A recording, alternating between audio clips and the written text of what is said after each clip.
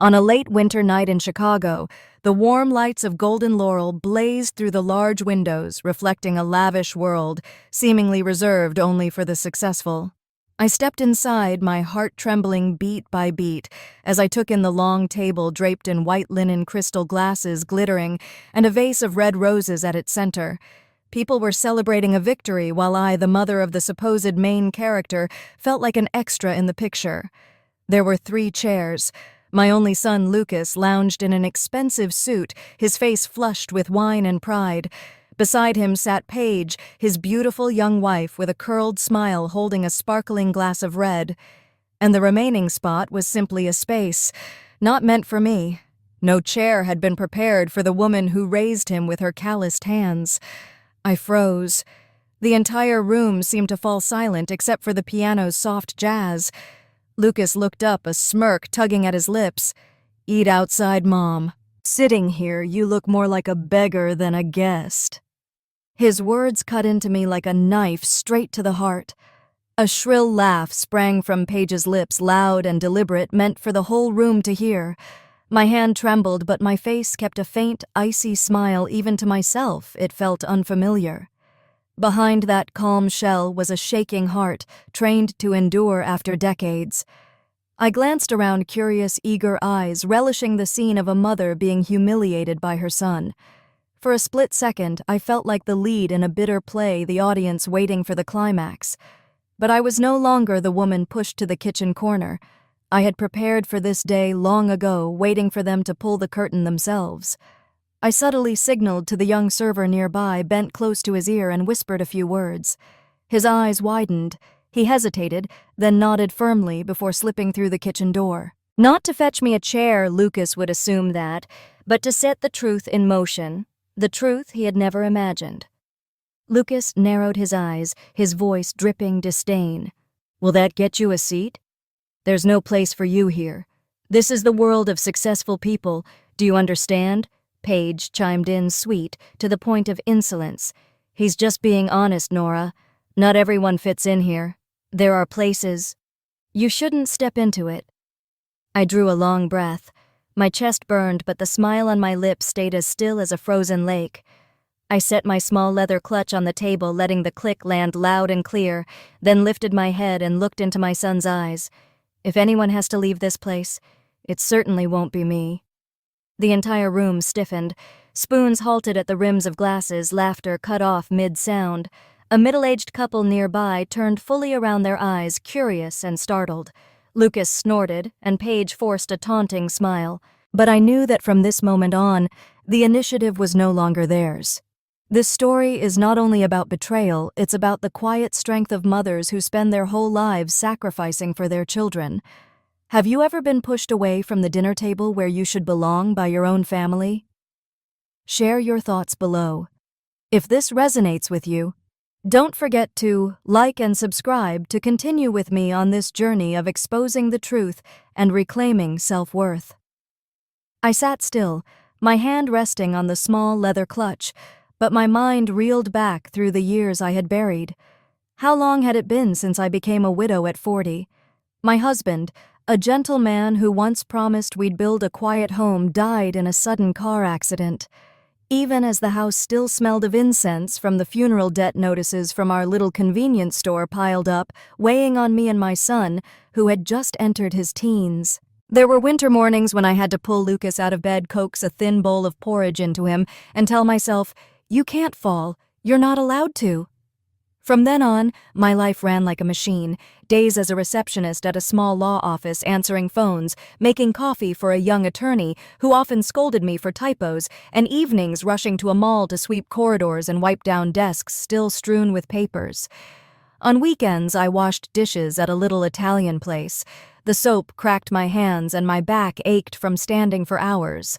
Once, Lucas wanted to go on a school trip. I emptied every pocket and still came up short. That night, I quietly removed my wedding ring, the only keepsake of my husband, and took it to a pawn shop. My hands shook as I placed it on the counter, as if I were severing a piece of my memory. But when I saw my son's face light up because he could go with his classmates, I clenched my teeth and swallowed my tears. I believed that if I kept trying, every sacrifice would be worth it.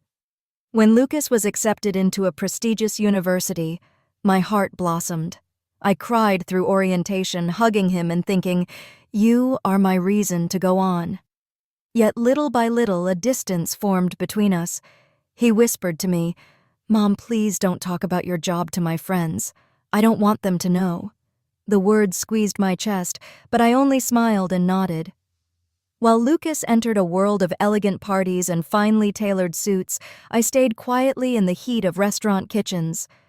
But I wasn't just washing dishes anymore.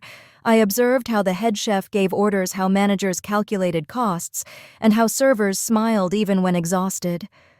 I studied in silence like an unacknowledged student. I borrowed old management books from the library, attended free workshops, and even learned to negotiate with produce suppliers. I gradually realized that every small task in a restaurant is a link in a chain. If I understood them all, I could grasp the whole picture. So, with coins saved bit by bit, I began investing quietly, acquiring shares in the restaurants where I had once scrubbed floors. I never bragged to my son. To him, I was just an old mother in a tiny apartment still wearing shoes worn down at the heel. But a hidden flame burned in my chest, the fire of a woman who refuses to bow.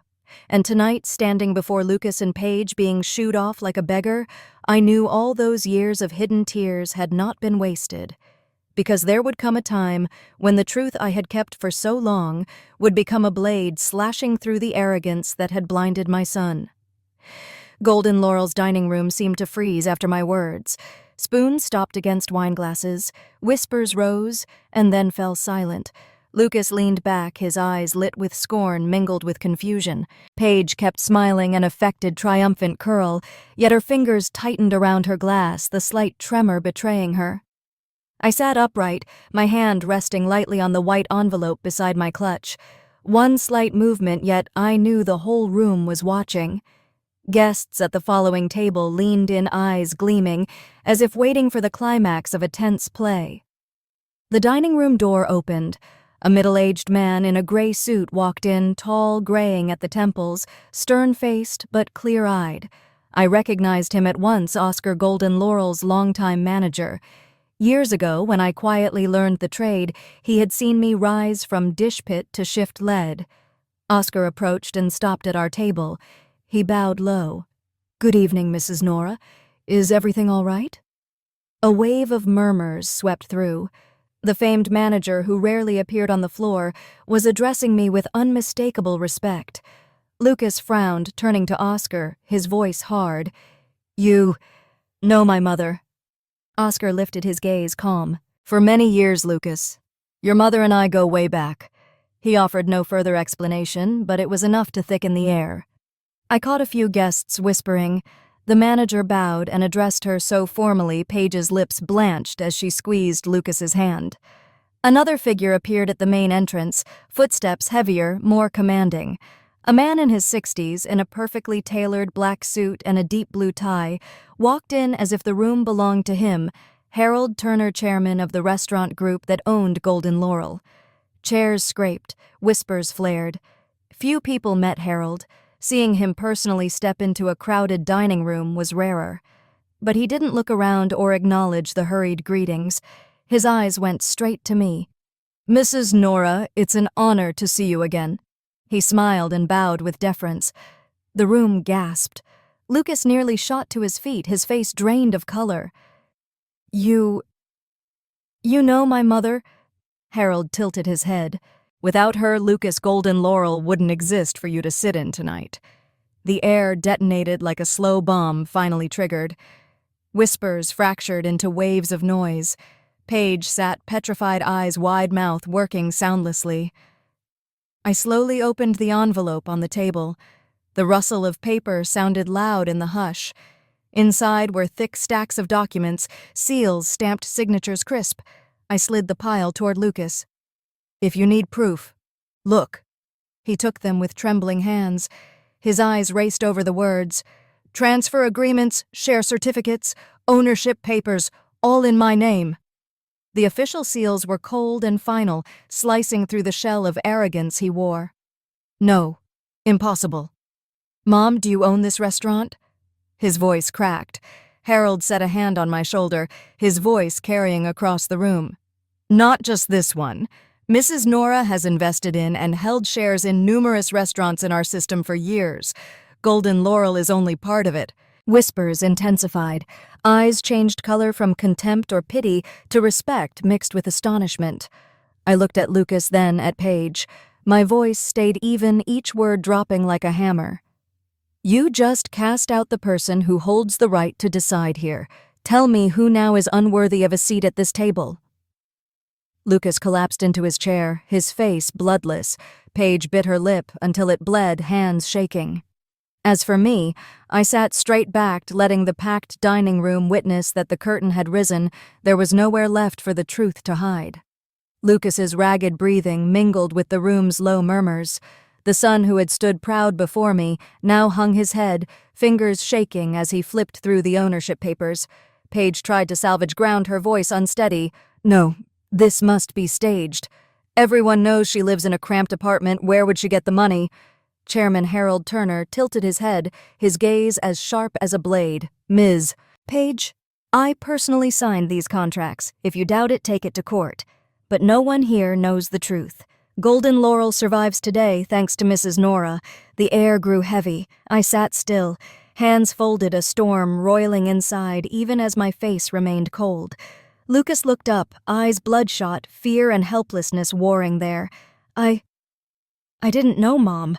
Why did you hide this from me? I met the very eyes that had once brought me tears of pride at his graduation. Because you never wanted to know Lucas. You saw only the glitter and despised the hands scrubbed raw by soap, the shoulders stooped with fatigue. You never listened. A soft sound attorney, David Morris, stepped forward with a black briefcase. He laid a new stack of papers on the table, his expression grave. Mrs. Nora, as instructed. I've prepared the codicil to your will. Lucas stiffened. Paige nearly sprang up. A will? Are you? Cutting us off, I slowly shook my head. No, Paige. But as of tonight, ingratitude will no longer be indulged. My son still has a chance, one that comes with conditions. I opened the file, my voice calm but unyielding. First, every weekend for 1 year, Lucas and his wife served at Maple Oaks Nursing Home. Not just signing in, but hands-on care and conversation, feeling the loneliness you made me live with. Second, you will leave your luxury home and live in a modest apartment on a budget of $4,000 a month, enough to live, not to show off. Relearn the humility you lost. Third, Lucas, you will work at Riverbend Grill, a mid-tier restaurant.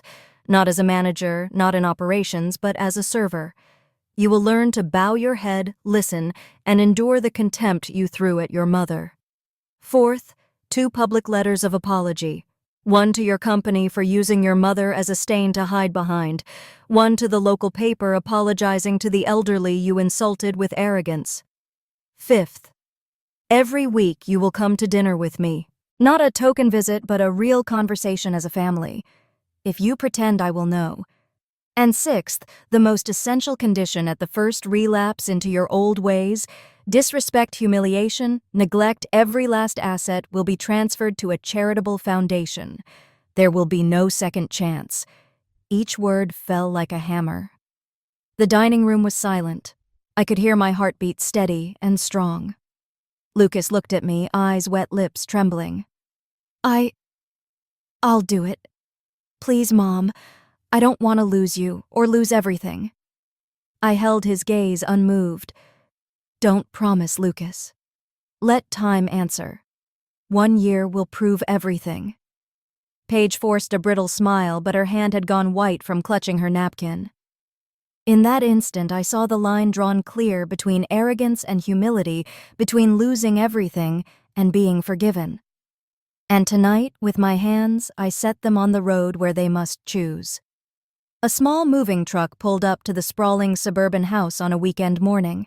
Neighbors peered over as items were carried out: a massive oil painting, an Italian leather set, a neat rack of imported wines.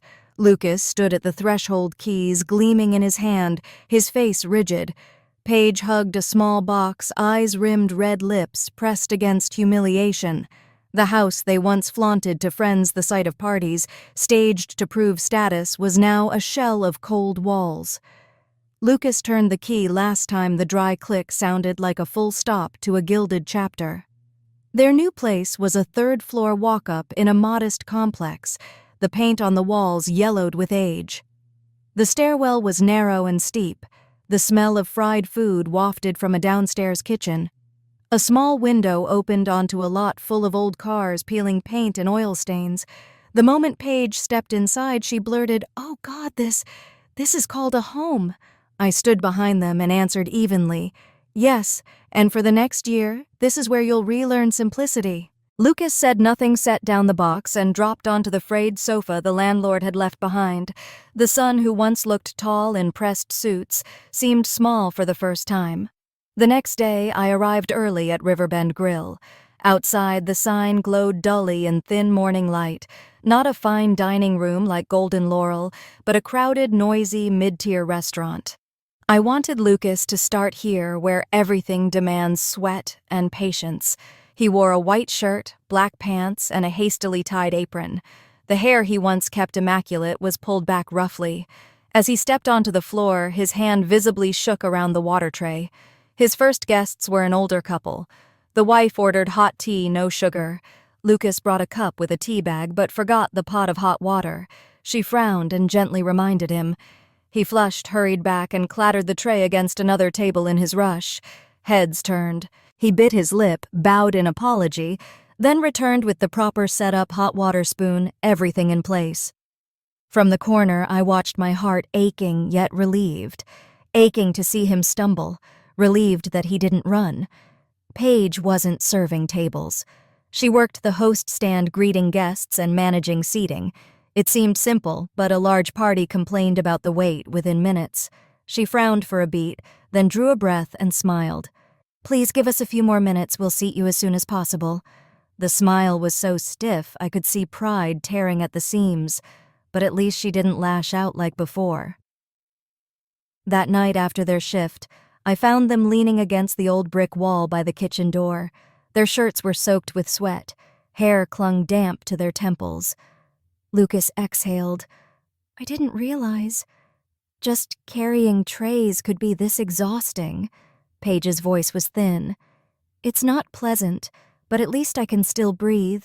I stepped closer and rested a hand on their shoulders. No flowery comfort, only a reminder that the road had just begun. And the fatigue of today, compared to the years I had endured, was just a warm-up. Under the streetlight shimmering on the wet pavement, I understood from the moment they left that luxury house stepped into the shabby apartment and carried those trembling trays. Lucas and Paige had truly stepped out of their shell of pride. They hadn't changed yet, but at least they'd taken their first fall on a long journey. Lucas tried hard to keep himself in line in his first days at Riverbend Grill. He bowed to guests, practiced smiling despite trembling lips, and even volunteered for extra hours to prove he was changing. But pride built over years isn't stripped in a few weeks. I knew the day would come. It was a weekend night, the place was packed. Orders flew in, dishes clinked, calls for servers drowned out the music. Sweat ran down Lucas's face as he hustled with a water tray. In the corner, a group of young men in baseball gear laughed loudly, casting looks his way. At first, they just asked for more water. The first time, Lucas brought it with a strained smile. The second, they asked again, their tone pointed. By the third, one of them sneered, "Hey, didn't you used to work at a big company? Now you're just a waiter." I watched the color drain from Lucas's face. His hand stalled. Anger flashed in his eyes. By the fourth time, when one muttered under his breath, "Bottom-tier trash only fit to bow and serve," Lucas snapped. He set the tray down hard, words grating through clenched teeth. "Don't you have anything better to do than humiliate people?" The room fractured in an instant. Conversation died, eyes swung to the table. The shift manager rushed over to apologize to the guests. Lucas was pulled into the break room, face-burning, hands shaking. I followed and found him collapsed in a chair, breathing hard. The manager's voice was stern. "You know the rules. Staff do not spar with guests, right or wrong." Lucas bit down, then muttered, "I couldn't take it." They treated me like garbage. I set a hand on his shoulder. Lucas, that's exactly how you treated me at that dinner. Do you feel how it cuts? He didn't answer, only covered his face. I knew this was the first crack in the shell-proof that repentance would not be easy. Elsewhere, Paige's weakness showed too. That weekend, she went to Maple Oaks with light makeup and a reluctant air. In the standard room, some residents brightened at the sight of a young visitor. She sat awkwardly, listened, then claimed an urgent errand after an hour and left. The next afternoon, the nursing home director called regret heavy in his voice. Mrs. Nora, your daughter-in-law, said she had to leave early, but she just went home. Some residents waited for her to read poetry. They sat quietly the whole afternoon, disappointed. My chest tightened. I went straight to their apartment. Paige sat at the vanity scrolling through her phone. Lucas lay sprawled on the sofa, exhausted. I stood in the doorway, my voice heavy as lead. Do you know how sad they were yesterday? A promise to older people is not a joke, just as you treated me like a joke at that dinner. Paige startled and rushed to defend herself. I was just tired, I'll make it up another day. I cut her off. No, Paige, this isn't about ticking hours. It's about trust. When you leave them behind, that disappointment stays. Lucas started to speak, but I stopped him with a hard look. I warned you. One mistake can be forgiven. Repeat it, and the consequences won't be light. Silence settled. I looked at their bowed faces, fear and panic written there. I didn't soften. It was time they understood pride and selfishness would be paid for with what they valued most. After the blow-up at Riverbend and the failure at Maple Oaks, I chose silence. I didn't visit. I didn't call. I wanted Lucas and Paige to face the void they created. Some lessons, if forgiven too quickly, are soon despised. Only by tasting the chill of distance do people grasp the worth of trust. A week later, Oscar from Golden Laurel called. His voice was low and measured. Mrs. Nora Lucas did something unusual yesterday. In front of the entire staff, he apologized for losing his temper with guests. He said he was wrong and would relearn from scratch. In decades in this trade, I rarely see a man once in a high position bow like that.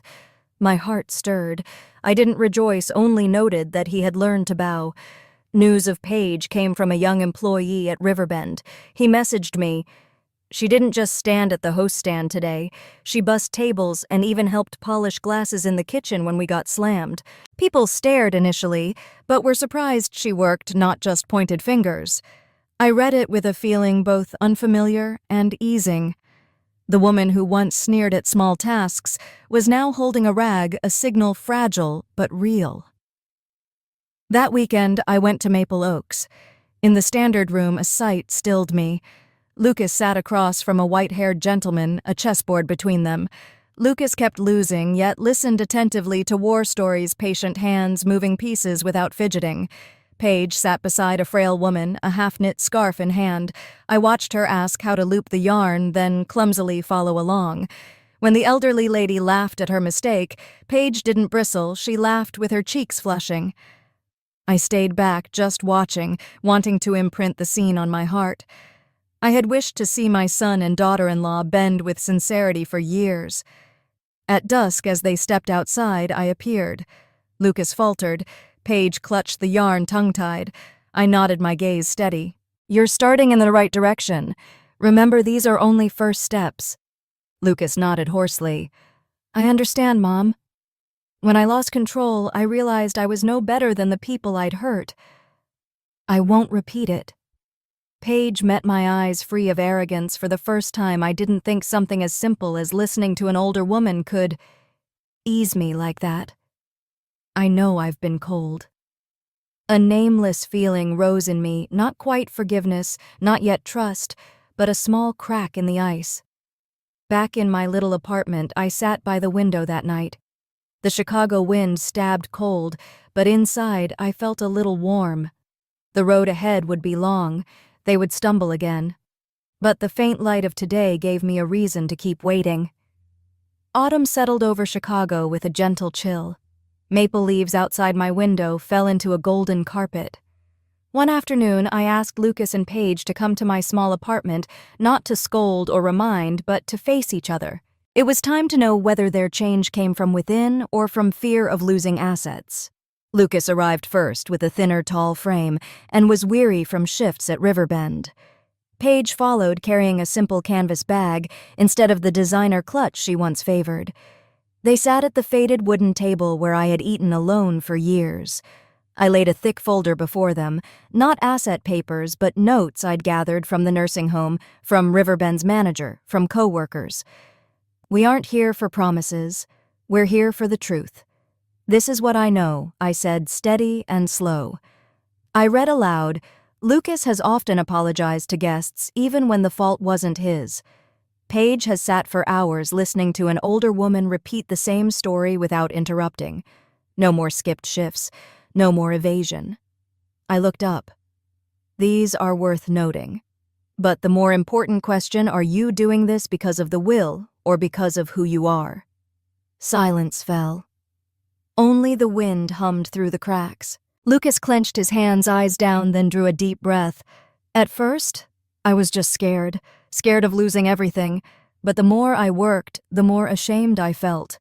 Bowing to clear tables made me remember how I made you bow in front of my friends. Listening to older people, I realized you had been lonely the same way. I was wrong, Mom. I don't want to return to who I was, assets or not. His voice caught. I saw eyes red, not with anger, but remorse. After a long pause, Paige spoke, voice trembling. "I used to think you wanted revenge to make us kneel. But at Maple Oaks, when an old lady took my hand and said, 'Thank you for sitting with me,' I remembered your eyes all these years, the loneliness I pretended not to see. I realized I helped make you a person left behind. I'm ashamed. I can't meet your eyes." Something loosened in my chest. Not instant forgiveness, but a crack in the wall I had built. Arms folded, I sighed. "I'm no saint to forget pain, nor small enough to hug resentment forever. You've come far, but this door can't swing wide yet. I open it halfway today, you'll earn the rest with time." Lucas looked up, a spark of hope. "Does that mean—" "We're still in the will?" I nodded. "Yes, but only for half. The other half goes to charity. And if in the next 2 years you relapse even once, I'll erase your names without hesitation." Paige bit her lip and nodded quickly. Lucas bowed his head, voice husky. "I understand, Mom. I won't fail you again." I studied them, the proud son and the haughty daughter-in-law, now smaller and more sincere than ever. A strange feeling rose in me, not pure joy, not mere doubt, but a fragile hope that they might finally learn respect. That Chicago winter was harsher than usual. Snow blanketed rooftops, wind hissed through every seam, fogging the windows thick. In my small study, I sat at the old wooden desk beneath a lamp, a stack of papers before me, the new drafts of my will that David had brought. He sat across from me, voice even and low. "Mrs. Nora, it's time to decide. How would you divide the estate, family, charity, or a mix?" I stayed silent for a long time. The pen trembled slightly in my hand, but my heart held firm. Over months, I watched Lucas and Paige change, learning to apologize, listen, and accept minor tasks. But did it come from the heart or fear I couldn't answer for them? All I could do was lay out a path fair yet strict. I exhaled and looked at David. The estate will be split 3 ways. The largest share goes to charity to build programs for abandoned mothers and lonely older women like I once was. The second goes to Lucas and Paige, not all of it, only enough to live decently and continue on their new road. The last part funds a service industry scholarship so poor youths can enter hospitality without repeating my years at the sink. David took careful notes, eyes briefly bright. "You're certain this will completely change their future?" I nodded. "That's why I chose it. Total forgiveness is too easy. Erasing them is too cruel. Balance is the only way meaning endures." The next day, I called Lucas and Paige in. The room was unchanged except for the thick folder on the table. They entered, tense, braced for a verdict. I spoke, voice low but clear. "You've traveled some distance. I acknowledge it. But the pain I carried doesn't vanish." So here is my final decision. Most of my estate will go to those who need it more. You will still have a portion, but only a portion. If your change is genuine, you'll honor it." Lucas lowered his head, fists clenched. Tears rimmed his eyes. His voice wavered. "I understand, Mom. I'm not asking for everything. I only hope you'll trust me once more." Beside him, Paige's lips trembled. Tears streaked her light makeup. "I used to despise everything, including you. Now I see what you're leaving isn't just money, but a lesson. However much we receive, I'll be grateful." A deep quiet settled in me, not joy, not triumph at their surrender, but the relief of laying down a great weight. David slid the papers to me. I signed my hand unsteady, my stroke decisive. In that moment, everything was set. As Lucas and Paige left, I watched their figures fade beneath snow-laden trees. I knew they felt both lighter and heavier. I also knew this winter decision wasn't merely a division of assets, but a border between past and future. In the silent room, I closed my eyes. Wind keened outside, matching my steady heartbeat, reminding me that I had finally reclaimed the right to decide my life, and this time, no one would take it from me. Winter receded. Patches of snow on Chicago sidewalks melted, revealing damp earth and tiny shoots of green. I sat in my living room as morning light poured through the window, filling every corner. On the table lay a small wooden box, the keeper of half a lifetime's tokens, an old wedding photo, the empty ring box from the long-soled ring, and a few cards Lucas wrote as a child. I opened one. In crooked letters, "I will always love you, Mom. I will never make you sad." I let out a thin smile, bitter and warm at once. People change. Promises do too. But deep down, I still believed the boy I knew lived somewhere inside him. A few days later, Lucas and Paige visited, not with their old swagger, but timidly, almost shy. Lucas brought a cheap basket of fruit from the market. Paige carried a pot of hot soup. I was surprised not by the value, but the rare simplicity. "We cooked it ourselves," Paige murmured. I tasted a spoonful, awkward flavor, unevenly salted, but my heart warmed. Their effort came from the heart for the first time, not as a performance. The meal was simple: no wine, no grand table, just 3 people, a wooden table, and a steaming soup pot. Yet I had never felt such peace. No more taunting laughs, no more contemptuous looks. Instead, slow, careful, sincere eyes. Afterward, Lucas stayed to wash the dishes.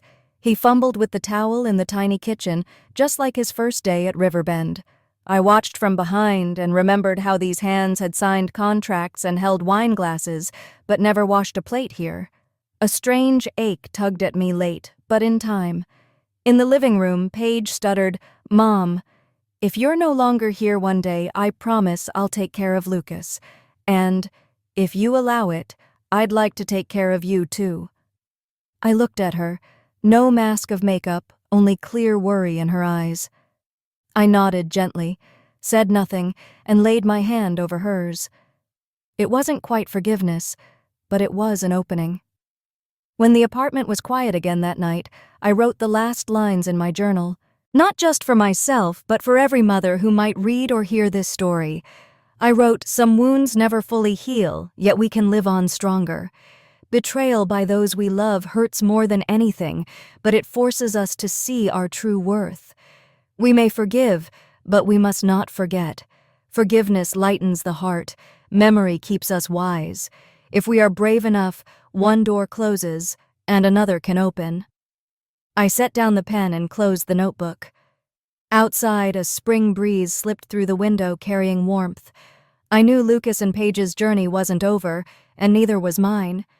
But I had stepped out of the shadow of silence and long suffering. I am no longer just a cast-off mother. I am a woman who has found her voice and her freedom again, and that no one, not even my own child, will ever take from me.